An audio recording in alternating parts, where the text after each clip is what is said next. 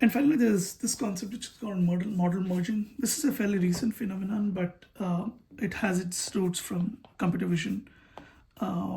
Computer vision was the early field which started to experiment with this. And the concept is simple. You have a base model. Let's assume you have a base model B, and let's say you adapt this base model for different tasks and you build task specific models. Let's call it B1, B2, B3, and assume these could be LoRa fine-tuned or other variants of it, but these are basically fine-tuned versions of the base model for different tasks. Let's say one of them might be good at code, one of them might be good at Q&A, one of them might be good at chat, right? So now you have this capability. Model merging is all about how could you sort of use these weights learned from each of these fine-tuned models to generate meta models that preserves the benefit of each of these fine-tuned models. So for instance, if you had these as the weights here, if you had these as the weights here, and right, you could really start to do a couple of things, right? You could do an averaging.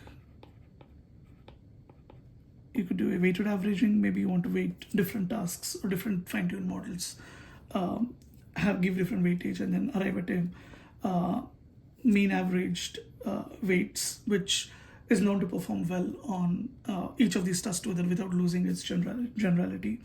And then there are a couple of other things that you could do. For instance, if these are all from the same architecture, you could start to basically assemble different different parts of the network. You could kind of use them and then merge them together. This is called data flow space. So you can really do merging in two aspects. One in the parameter space, which is the things that we talked about, weight averaging and some kind of a weighted averaging of the weights, or some clever interpretation of weights to be able to arrive at the final weight matrix. And the other one is called as data flow space,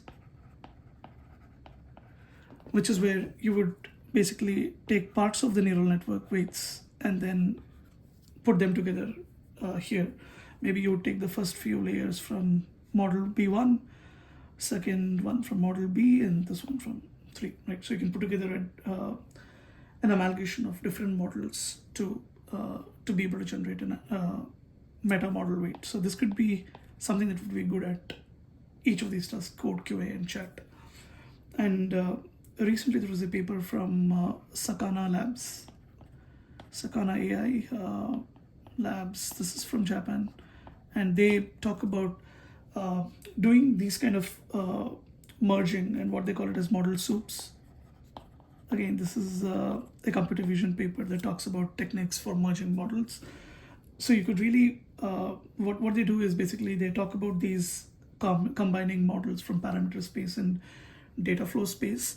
But instead of hand tuning this by trying out different permutations, they use an evolutionary algorithm to kind of optimize what's the best way to combine these different models to achieve state-of-the-art performance. So in that particular paper, they talk about two tasks. They take a model that's really good in Japanese language understanding, and then they take another model which is good at math, and they try to bring both these capabilities into a single merged model that outperforms task-specific models that are trained on math and language. So they outperform, a single model outperforms both these benchmarks.